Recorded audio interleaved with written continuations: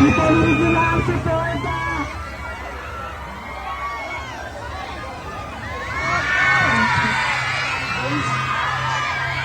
Princess Miracle Leader Star.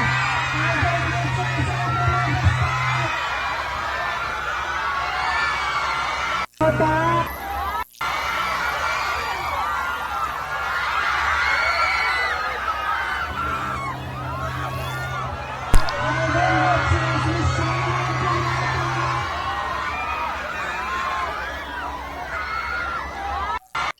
Welcome back, mga kaaldab. Ito na naman po ang inyong lingkod, si Mr. Destiny. At magbibigay po tayo ng mga kaganapan po, kani-kanina lang. Siguro po, isa po kayo sa naan dyan.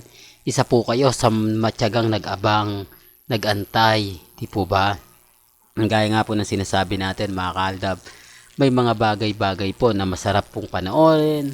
Lalo na nga po kapag nakikita natin sina Richard Paul Carson at si Sharon Cuneta. Di po ba? Marami na naman magre-react nito. Ayan, Alden Fanatics ka na naman. Halatang halata.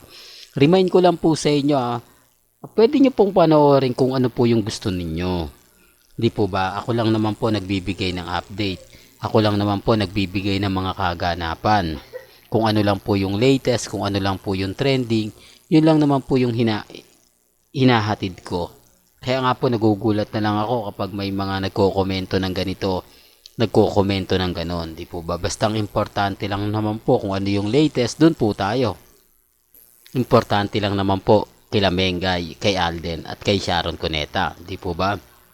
Kaya po wag po kayong papaapekto sa mga nababasa ninyo, napapakinggan ninyo na yan si Mr. Destiny, maka Alden Fanatics yan.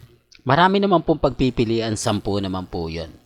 Di po ba? Depende na lang po sa inyo kung ano yung gusto ninyo, kung ito ba yung panonoorin nyo o hindi. Ang sa akin lang naman po, nagbibigay lang tayo ng ganap. Di po ba?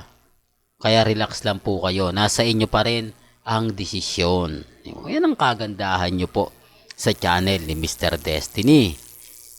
Sa mga nagtatanong at sa mga nagsasabing mag-guess pa po kaya si Alden Richard sa 8 Bulaga?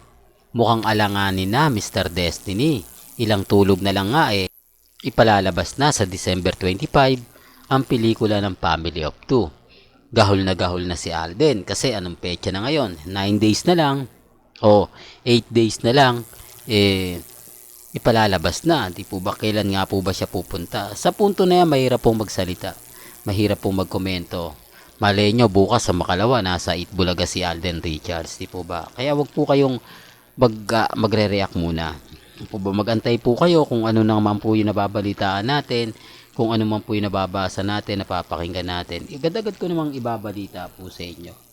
Yan ang kagandahan nyo po sa channel ni Mr. Destiny. Hindi po ba?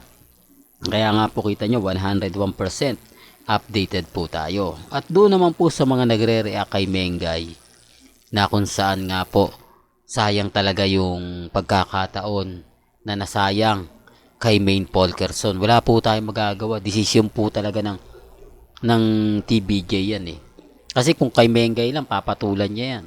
Real talk to, mga kaaldab. Wala namang pong inuurungan si Mengay. Di po ba? Kaya lang talagang dumating yung point, mga kaaldab, na wala Di po ba? Sabi ko nga po sa inyo, hindi siya katulad ng dati na mainit, sobrang init sa mga netizen. Ngayon talaga nagmanlamya, di po ba? Buwan po kasi yung lumipas, di po ba? Bago na ibalik, dun pa lang mapapaisip na po kayo. Ang hirap po kaya ng maghagilap ka ng mga fans, di po ba? Sinasabi nga po ni Ogie Diaz yan Kaya nga po marami na siyang artista na hawak na iniwan niya na. Di po ba? Totoo to, mga kaaldab. Si Ogie Diaz, manager yan. Marami daw siyang artista na hinayaan na lang kasi hirap nga pong magbigay ng mga project, TV commercial, photoshoot. Sinasabi ko lang po ito para po sa kaalaman ng lahat. Lalo na po yung mga taong nagre-react lang ganito ganyan. Hayaan nyo lang po sila.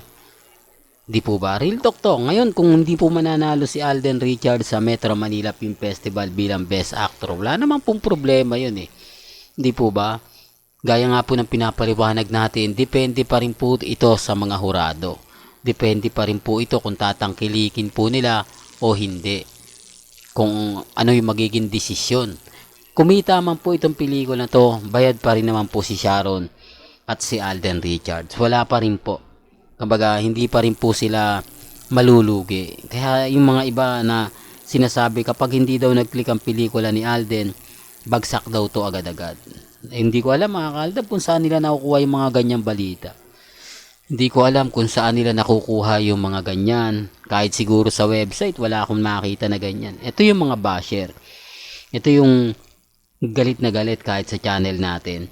Nagre-react sila, nagko-komento sila. Yung tipong gagawa sila ng paraan para mabas tayo. Gagawa sila ng paraan para kumbaga pasakitan lang tayo. Hindi po ba? Sinasabi ko lang po ito para po klaro. Alam nyo naman po na kahit naman po anong gawin nila, hindi naman tayo nagpapatinag eh. Hindi naman po tayo nagpapa-apekto. Lalo na nga po kila Mengay at kay Alden. Di po ba? Tama naman yung mga sinasabi ko eh. Hindi lang po nila matanggap na meron pong Mr. Destiny na nakikipaglaban, naninindigan. Yan ang isa sa wala po sila. Yan ang isa sa hindi po nila matibag-tibag. Si Mr. Destiny. Kaya nga po sinasabi nila sa akin, ako, puro fake news ka. Puro paasa ka. Kaya walang naniniwala sa iyo eh. Sa totoo lang po mga kaaldab, lagi kong pinapaliwanag. Wala na po akong makukuha ang bagong followers. Dahil lahat po ng mga dadaan sa akin, ibabash lang po talaga ako. Sasabihan lang po talaga ako ng kulto, Mr. Paasa. Di po ba? Yun naman ang gusto nila laging sinasabi sa akin eh. Di po ba? Para lang matigil tayo. Para mawala lang tayo sa landas nila. Sila nga po ba may update? Di po ba? Wala. Oh. Tapos ang daming mga komento na si Alden Richards daw po at si Bea Benene, si Sanya Lopez, si Glenda de la Cruz. Remind ko lang po lahat ng mga binabanggit. Wala po talaga. Di po ba? Unang-una, ayaw ni Alden kay Sanya Lopez. Sinabi niya na yan, magkaibigan lang. Si Bea Alonso, si Bea Benene, may boyfriend na yan, INC. Di po ba? Para lang klaro. Si Glenda de la Cruz, may asawa na po yan. May dalawa na pong anak yan. Para lang klaro, para lang po alam po nila. Di po ba? Tapos sasabihin nila, maaari malinlang nila yung mga followers po nilang walang alam. Yung mga sumusubaybay po sa kanila na hindi updated. Pero kapag ka-updated ka, di po ba? Kaya nga po natatawa ako pagka naililing si Glenda de la Cruz eh. Halatang hindi po nila alam. Halatang kumukuha lang sila ng info sa mga pinopost at sa mga komento po ng kapwa army nila. Sinasabi ko lang po ito para lang po sa kaalaman ng lahat.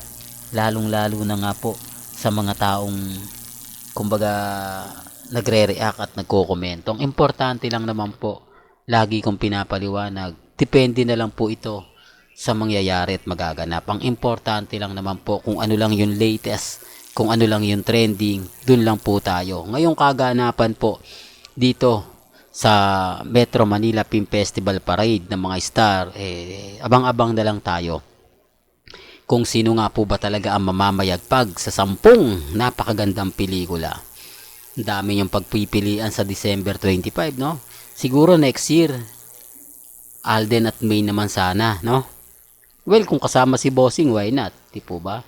Basta ang importante lang naman po yung pelikula ng dalawa. Di po ba?